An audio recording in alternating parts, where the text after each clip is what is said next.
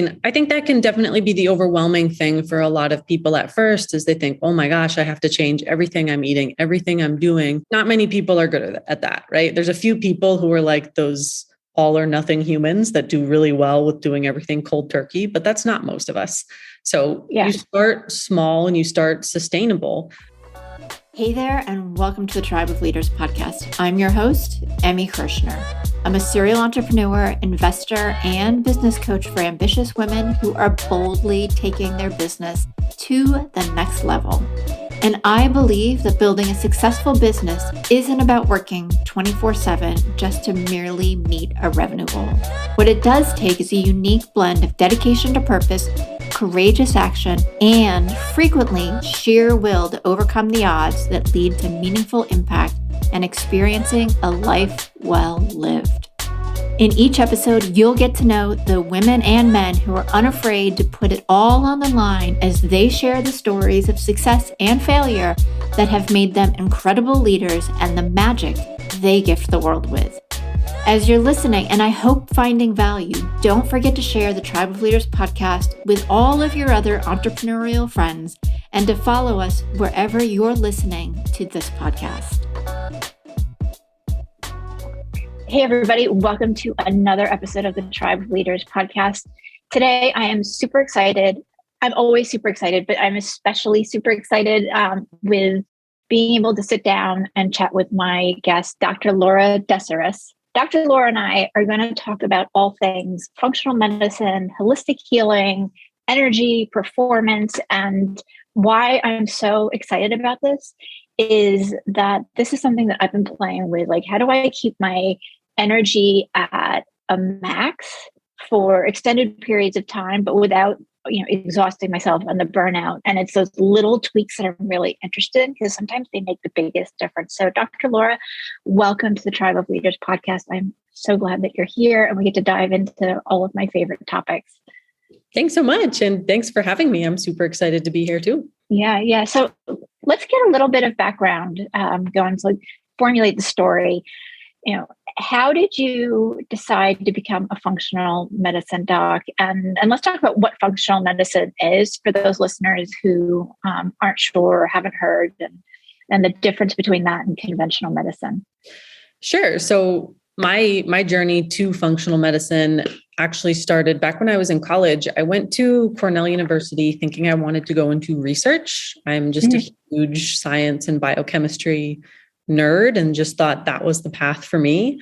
My mom, her twin sister, and my older sister had all gotten diagnosed with thyroid cancer when I was in high school within like a year or two of each other. And I was just really fascinated at okay, something genetic must be here. So fascinated with cancer research. This is what I'm going to do. Went off to Cornell, got a research job my first year, and I ended up hating it. It made my brain happy, but I found it so lonely. And a lot of the PhD students I was talking to were just, they didn't seem very happy. And at 19, 20 years old, I really wanted to find something that made me happy. So I figured, okay, I must be cut out more to interact with patients more people, more communication, right? But at that time, I'd started really getting into nutrition and fitness as well. And I didn't feel quite right when I was going off to medical school interviews, asking about those things and not really getting a warm feedback about nutrition and lifestyle. It got brushed off. So I was kind of a little bit lost heading towards college graduation. I went home on a break and my mom actually took me to go see a chiropractor for back pain I was having after years of sports. And that chiropractor happened to also be a functional medicine doctor, had gone on and done the extra education for that. And I was hooked. I was fascinated. The things that she could tell me about myself that I knew, but she knew just from looking at my body and seeing what was going on and making all these connections for me. It was like an amazing magician detective work. And I was like, okay, this is what I'm going to do. So I literally decided to go down this path that day. I had been dealing with my own thyroid issues at the time. I have Hashimoto's disease, which is an autoimmune thyroid condition. And I wasn't really getting any results with conventional medical treatment, which is pretty much just thyroid hormones. And just being so young, it just didn't really sit right with me. So functional medicine let me really learn a lot about nutrition and diet and lifestyle and stress management, which I had not been doing well at all. just as a very driven high performer, nope, I'm going to just drive myself into a wall every day and do everything I can. Functional medicine for me really helped bring a lot more balance and alignment that I think a lot of us as women really crave. So that was how I started to find functional medicine. And for those of you who are wondering, like, okay, that's good, but I still don't know what functional medicine is. Basically, what functional medicine is, it's easiest to use an example. So let's say you come in with something like headaches. In the traditional medical model, we'd say, okay, here's something for your headaches. Here's a pain medicine. Here's something to make them go away. In functional medicine, we take a step back with you and we look at, okay, well, why are you having these headaches? Are your hormones contributing to them? Is it something you're eating? Is it something with not drinking enough water? Is it the type of workouts you're doing? Are you not sleeping enough? Like, what's going on inside your body that is possibly contributing to these headaches? So that, like, yes, we want to get you the relief, but we also want to give you a healthier foundation so that you're not stuck in this cycle of headache, pain medication, headache, pain medication, headache, pain medication. And you can apply that to anything. Maybe you have bloating and gut issues. Okay, well, why are you having them? Like, let's do some detective work and figure out what's going on that's creating the symptoms you're experiencing versus just treating the symptoms. So I like to tell my clients, functional medicine, it kind of completes the circle with our conventional medical model. Like, traditional medicine is really good at diagnosing problems and getting you symptomatic relief, where functional medicine really shines is figuring out why you had them in the first place and creating an environment where you can make the changes in these different areas of your life to set yourself up for success in the long run. Which, for me, with my health coaching background and just my love of healthy food, makes so much more sense, because you're really looking at the cause and not just a Band-Aid. And I think even with a lot of medications, like, they can work, but at some point they don't work as well, or there's side effects. And why not, like, go to the root problem and address that? Absolutely. And I saw my mom struggle with that a lot with thyroid medication. She'd have one that would work well for a while, and then out of nowhere, it wouldn't work well anymore. And she'd start getting all those old symptoms back that we associate with low thyroid function. And then she'd have to get a new medication or a new dose, and there's side effects of medication. So it was a very frustrating journey for her. And in my mind, I was just like, okay, there's got to be more than just managing someone based on their labs. Like, let's really dive in and see what else is causing our bodies to kind of fall out of alignment in some ways, right? Because really that's what's happening. Yeah. So with thyroid disease, like, what are some of the things that people can do? And not that you want to be giving medical advice on, disclaimer here, people, medical advice on a podcast. I'm just curious, like, what worked for you potentially, or even so that you could either reduce or get off the meds. Yeah. So when we look at thyroid, it's important to look at, okay, well, what's going on? Like, hypothyroidism is one thing. Hypothyroidism that's coming from a process like Hashimoto's is a different story. So, for example, you can have women who are dealing with hypothyroidism. And again, where functional medicine shines, why is it hypothyroidism? Is it Hashimoto's? Is it that they're just not eating enough and they're super busy all day and they're working out hard and they're depleted? Is there some other thing going on? So if step one is figuring out why the heck you have hypothyroidism in the first place. In my case, when it was coming from Hashimoto's, that's actually an autoimmune disease. So really, it's not a thyroid disease so much as it's an immune system problem that happens to be affecting the thyroid. So by giving just thyroid medication, it's not the whole picture. That underlying process is still going. The medication helps manage it and helps, like, keep you feeling okay and keeps your labs normal. But that underlying inflammation and stuff is still going on. So for me, it was a learning experience, but I really had to peel back layers of my health and my body one by one and see, like, what was not working for me, what was going on. So I started with gut health, like, really did a bunch of gut testing, figured out foods I was eating that are healthy foods, but they weren't healthy for my body at that point in time. They were causing more inflammation, more symptoms, and not really serving me. Working with a qualified practitioner to kind of work through all of that was really important. I started making other changes that helped reduce inflammation and helped keep my hormones balanced. So instead of doing super intense workouts 7 days a week, like kickboxing classes every night or HIIT classes all the time, I slowed down a couple days and did more traditional weight training, did a lot of walking, saved those super intense things for like some of the time, not all of the time. And like stress management and boundary setting were huge. And you might be thinking like, how the heck does that translate to a thyroid issue? Like every woman I see with thyroid issues has problems in those two areas.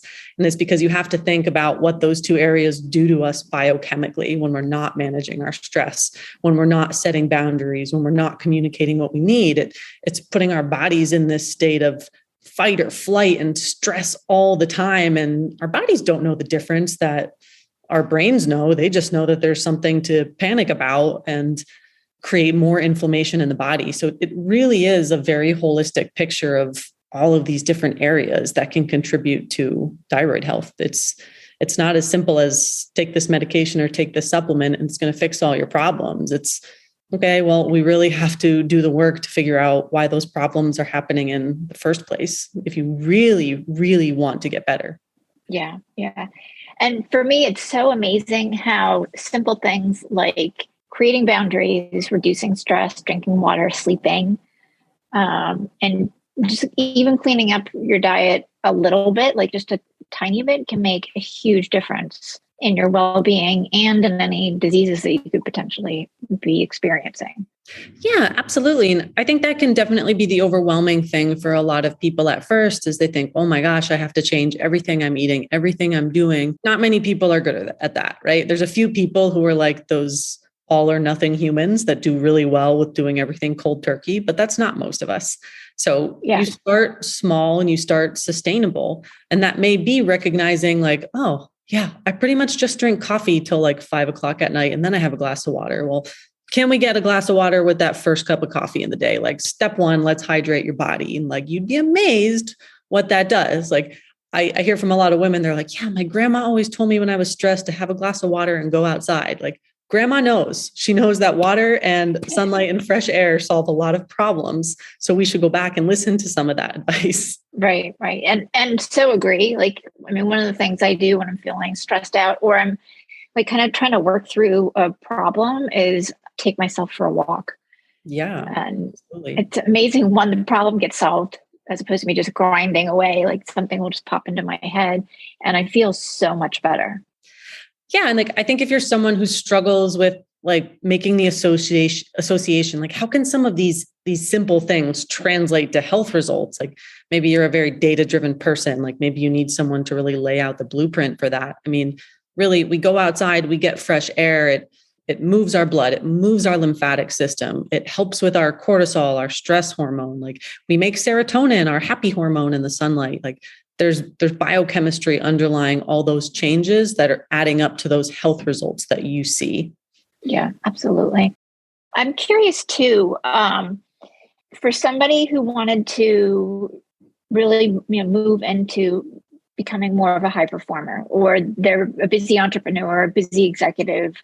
So maybe they're not thinking, oh, I want to be a high performer, but they're in a place where they have a lot going on. What are some things that they can do to increase their energy and sustainably? Like I'm not recommending anybody, burn both ends of the candle. Right. And that is such a tendency in those people we're talking about, right? Entrepreneurs, executives. Yeah. It's really like pushing their limits is really the common thread among that. And there's a lot of different things if you want to look at building energy for these groups to think of. I know what a lot of people get frustrated is they're like, oh, this person just told me I have to slow down and stop doing things. And that's the only way that I'm going to get energy back. Well, not necessarily. What if we just shifted the way we looked at it and said, okay, I'm going to do an audit of my lifestyle, the demands I'm putting on myself, what I'm asking of myself. Then I'm going to ask myself a very simple question. Am I asking myself to do the bare minimum that every person on this planet is doing? Or am I asking myself to do a lot more? And I think most of us are going to fall in that second category if we're entrepreneurs, if we're executives, like we're really pushing ourselves. So are you able to do that when you're treating your body and fueling your body like the average person walking around, right? Mhm. It's like trying to drive a high-end sports car on like really crappy fuel. And I don't mean just in terms of food. I mean, all of this, the food, the sleep, and all of it. Like you really have to make that mindset shift first that, oh, yes, I am increasing the demand on myself. So it makes a lot of sense that I need to increase the supply and the quality of that supply so that I can run and perform this way that I want. That's step number one. And I think if you don't make that mindset shift, it's not going to matter what you're eating, what supplements you're taking, what fancy new tools you're using. You need to be able to recognize what you're asking of yourself and what you're asking of your body. Yeah, I really want to break the belief that we've got to work all the time. I'm reading the book Shorter right now, and it talks about moving to 4-day work weeks and potentially even a 6-hour day during those 4 days. And it just makes so much more sense. Yeah. And I think I think there's a difference when we look at people who are busy in their days and like, well, what's actually going on in all those hours? Because we can all make ourselves busy, but is it a productive busy, or are you just doing stuff? And, some of this gets more into like business development. Like, are you delegating? Are you sending help where it needs to be? Are you trusting your team to do the things that you ask them to do? Or are you micromanaging it? All of those are energy leaks in different ways. Then we have the energy leaks in terms of your health and your nutrition. Like, are you skipping meals because it's not convenient to stop and eat? Are you trying to survive on supplements and coffee? Like, that's a different kind of energy leak. You're not putting that fuel in again. So really, like, having an honest audit of what's going on in your days, I think is really important, not just for your business success, but just for yourself. I mean, burnout, we know, is at an all-time high, and it's not just because of long hours. It's also how we're structuring those and what's actually happening in them. Mm-hmm. Well, and it's trying to have some semblance of family life and other relationships and social life and self-care and all the other stuff. Yeah. And if we think about what you just said with looking at what are other ways we can structure our work week, like why are we thinking it has to be 16-hour days? Well, if we work really efficiently for 4, 5, 6 hours of the day, like look at all that time we have now for those things that really light us up and that really give us that healthy work-life alignment, right? Like the family time, like the exercise. So thinking about ways to start structuring that differently, I think is really valuable for any high performer. Yeah, absolutely. And at least for me, and tell me if I'm at least on the right track, I'm looking at like my work time as kind of compartmentalized, but also how I'm setting up and closing my day off too, so that I'm building energy and then also having time to like completely relax my brain, so that it's not like I get up and jump out of bed and start doing things immediately, nor do I like hop into bed and expect to go to sleep after I've whatever I was doing before.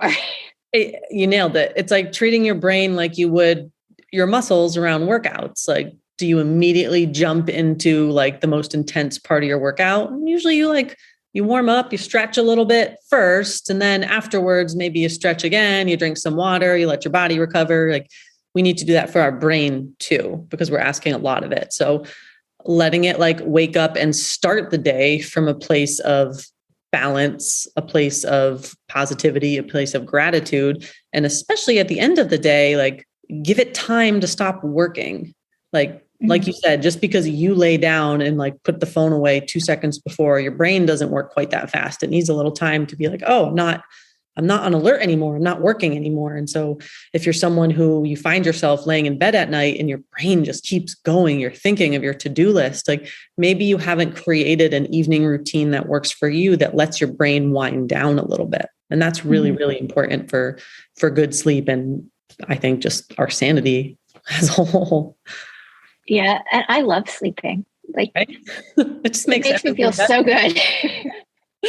And I mean, my mom says when I was little, I didn't sleep at all, but I mean, since becoming a mom, so 20 years ago, like I was so sleep deprived because the boys didn't sleep well and they were close enough together where it's like one was sleeping and the other one wasn't. But when I finally got back to regular nights, I was like, don't bother me. Don't talk to me. Don't interrupt me. I don't care what's happening. But it is a priority for me too, that I'm pretty like strict and almost religious about, where I'll adjust other things if I know I'm going to be out late or randomly if I don't sleep well.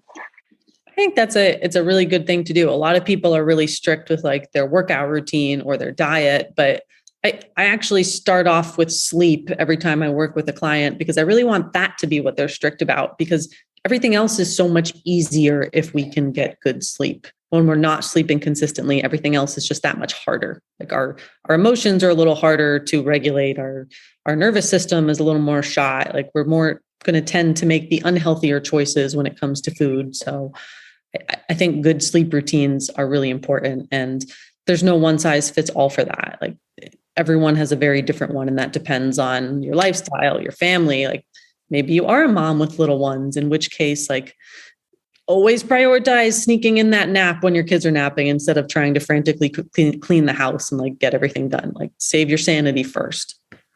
Absolutely. Absolutely. It's so much better. So much better. I still vividly remember being so sleep deprived. It's just like a zombie. But I want to talk about brain health a little bit too, because to me, that's so fascinating. And unfortunately, we're all aging. I'm opposed to that because in my head, I'm still so much younger than my actual biological age. But for me, the more we're taking care of our brain, just the more energy we're going to have, the easier it's going to be to do the work that we're doing, whatever that is. But I don't think we're talking about it enough. Right. I would agree. I see it starting to shift, but a lot of the conversations around brain health that are popular are still really more about like fixing disease, right? Like dementia, Alzheimer's, which is really important too. Like none of us obviously want to go through that either. But when we start talking about brain health to younger generations earlier and earlier, we can understand our bodies and our thoughts and how important it is a little bit better. And like, I think people don't always make the connection how much your brain is doing. Like we know it helps us think, and we know from, high school biology that it controls our movements and all of that. But everything from like that feeling you get when you see your loved one or you pet your dog and you laugh with friends, like that's your brain making stuff and making connections and sending out hormones and telling your pancreas to make this and telling your ovaries to make that. It's like really important. So an unhealthy brain is not going to be able to do all those things well. So it goes much further than to the point when someone gets diagnosed with a neurodegenerative disease like Alzheimer's. It's okay, well, maybe, a young woman, she's not having her period because the brain isn't telling the ovaries to make hormones. Like that's a brain problem at the core. So being able to figure out like, where's the brain's part in all this? And if there is inflammation there and it's not healthy, it can show up as almost anything. And really it all comes back to supporting that brain health while we're working on all those symptoms. Yeah. It's to me, it's just so one, always better to be proactive than reactive. So really thinking about what you can do to keep things or improve health as opposed to having to deal with disease. But I want my body functioning as well as possible for as long as possible. So absolutely. And I think it's another one of those things that, again, it doesn't have to be super complicated initially. Like when we think of things that help our brains stay healthy, it's sleep, it's hydration. Your brain is like 3/4 water, like drink the water for a happy brain. It's eating really yummy foods that we see are linked to lower inflammation in the brain. Things like dark chocolate and berries and greens and salmon and avocados, things that most people can look at that list and at least find one or two that they really like. So there's lots of simple things that you can start doing to support it. Mm-hmm. Yeah, which is so good. We want everybody to be happy and healthy. Right.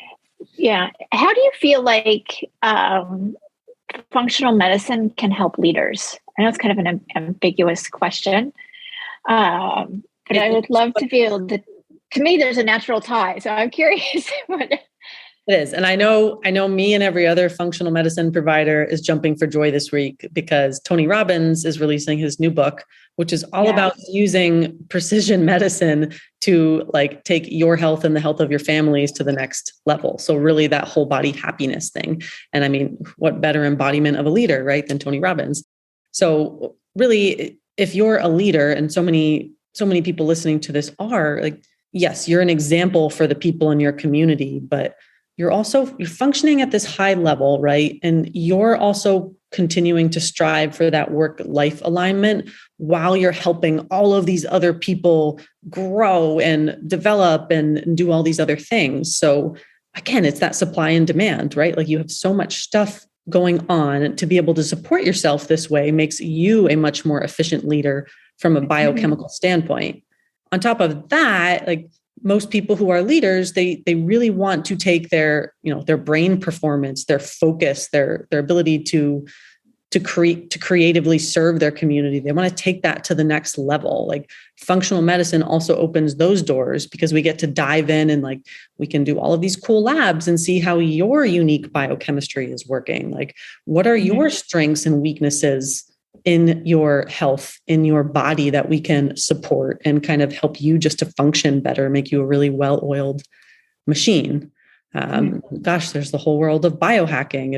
If you're familiar with that, if you're not, it's like, how do we make our bodies work even better? Like functional medicine plays a huge role in that. And it's really cool stuff. So if you are a leader and you're like, yes, I want to show up as the best version of myself, my higher self, the most aligned version of me, so I can set an example and help all of the people in my community, like, why wouldn't you want to be doing everything you could to function at your peak all the time? And I think functional medicine is a really cool pathway for people to take. Really lets them reconnect into their body, make that mind-body connection and understand how that's translating to your thoughts, your creativity, how you're showing up to serve other people. Yeah, absolutely. And I like it. To me, it just feels more customized, right? It's not, oh, you have a headache, take this thing that I'm prescribing to everybody else this week. It's right. It's really looking at all your markers. It's so hyper personalized. I mean, you take a woman who's coming, you can have 5 women who are coming in with the same problem. It's going to be 5 drastically different plans to get them feeling their best again. Because we are not like each other. We're all very different, not just in terms of our bodies, but in terms of what are our environmental stressors like? What's my lifestyle like? What are the goals I have for myself? And like functional medicine takes all of that into account, which I think is really cool. Yeah. Yeah. And adding kind of back into from a leadership standpoint, if you're doing that for yourself, it's, I think, great to be able to talk about that and change, I'm going to say, the dynamics of medicine, because I think there's a big gap in huge gap where we can improve. And I think, some of that gap in medicine, that whole doctor-patient relationship, it used to be a very authoritative thing. It was, oh, well, my doctor said this, so I have to do this. And I think a lot of people who are leaders, that doesn't always sit well with them, just because they understand that that's not what they want to hear. Like they want a partner, they want a team, they want someone who is helping them to rise so that their whole community can rise. Working with a functional medicine provider allows that relationship to be more of a collaborative partnership than I say this, so you do that. And moreover, again, like you said, it's a ripple effect. Like imagine patient goes to a doctor who is doing all of these things. They're sleeping, right, eating well, they're prioritizing their sanity, they have a good work-life balance. Like, yes, I want to learn from that person. And then you're right. Everyone's community is then going to look at the leader and being like, oh my gosh, look what they're doing. I want to do that for myself. I want to do that for my family. I want to show my kids what it's like to really be this healthy version inside and out. So I think that's a really cool thing that functional medicine can do that's been lacking in our conventional model. And I think that's where a lot of the disconnect has come with healthcare right now. Yeah. I mean, and for me, having had the experience both with my mom and some of her docs, and I've had it too, where like from an authoritative perspective, they're not even hearing what you're saying. I mean, I've had docs tell me, well, that's not going to work. I'm like, well, it worked last time. My body.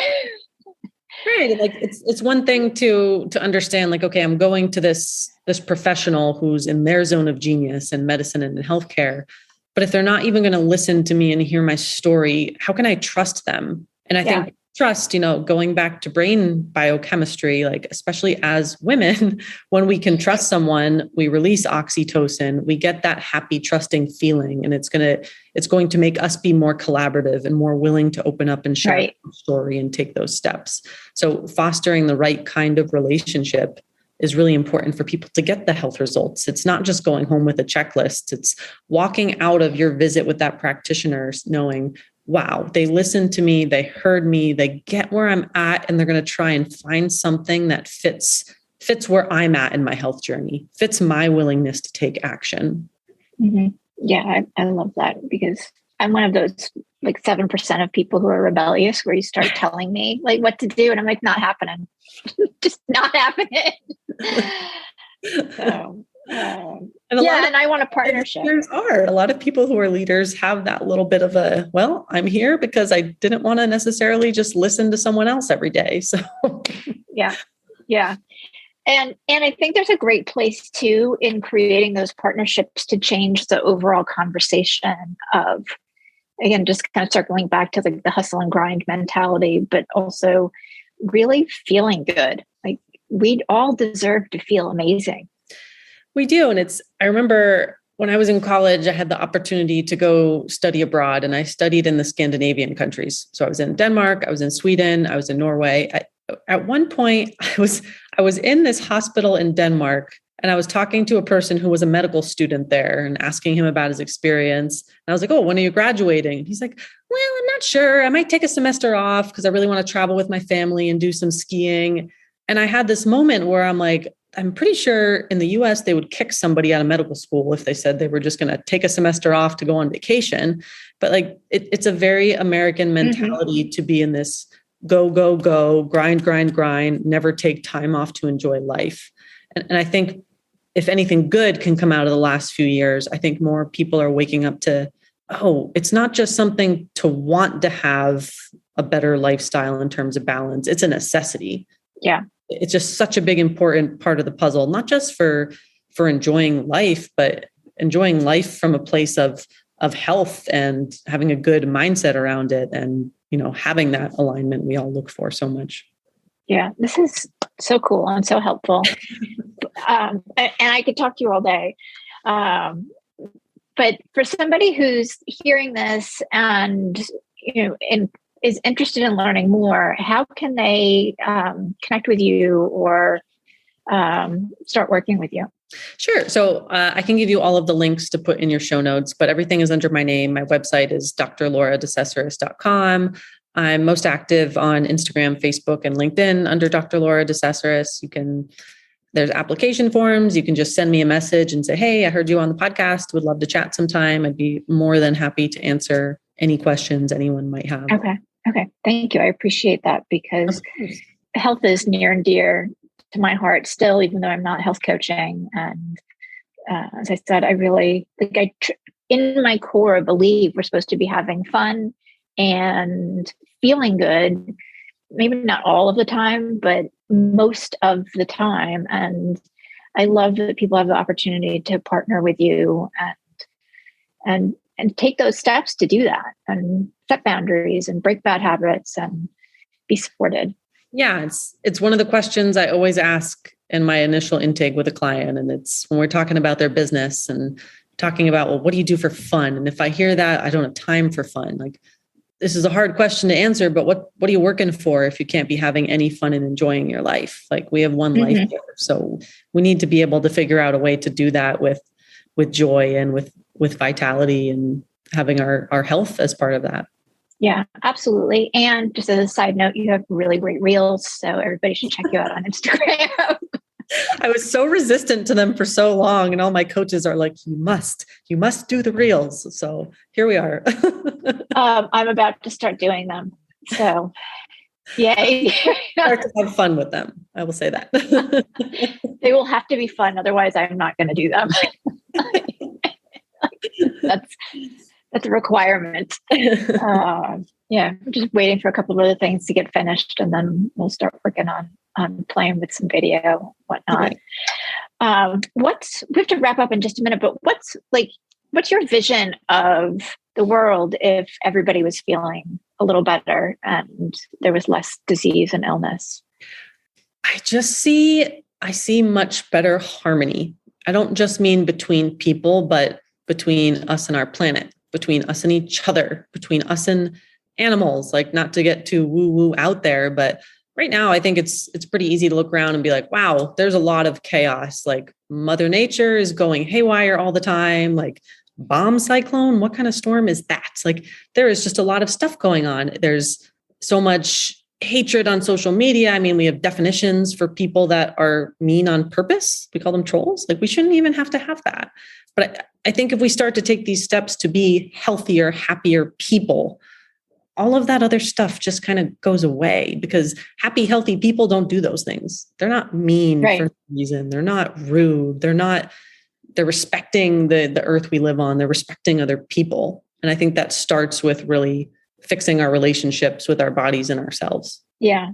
I mean, there's a lot of things for me that I feel very out of balance in the world. And I think if each one of us is striving towards better inner balance, not perfection, I'm not saying perfection, but inner balance and whatever that looks like for you, it definitely will shift how the exterior world looks. Absolutely. It's contagious. And we all know that. Yeah. We all know that person who says like, yeah, I've really been working on just what makes me happy and what makes me feel aligned. And you want to be around those people. And so the more of us that do that for ourselves, again, that ripple effect, right? Mm-hmm. Absolutely. Absolutely. Dr. Laura, thank you so much. This has been amazing. So much fun. Awesome. Well, I'm so glad that we met because we are new friends and through FemCity. And I'm really excited that I could have you on the show so quickly too. Yeah, thanks so much. This was so much fun. Like you said, I could keep chatting with you all day long.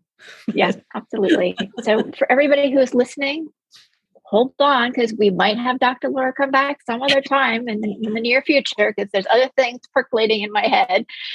And I will see you next week. Thank you so much for being a listener of the Tribe of Leaders podcast. I am so grateful for each and every episode that you tune in and listen to. And I hope that you get a ton of value that you can implement starting today. I do have just a quick favor. If you wouldn't mind hopping on to wherever it is that you listen to podcasts and leave us a rating and review, it would help us tremendously so that the Tribe of Leaders podcast can be found more easily and help inspire other entrepreneurial leaders.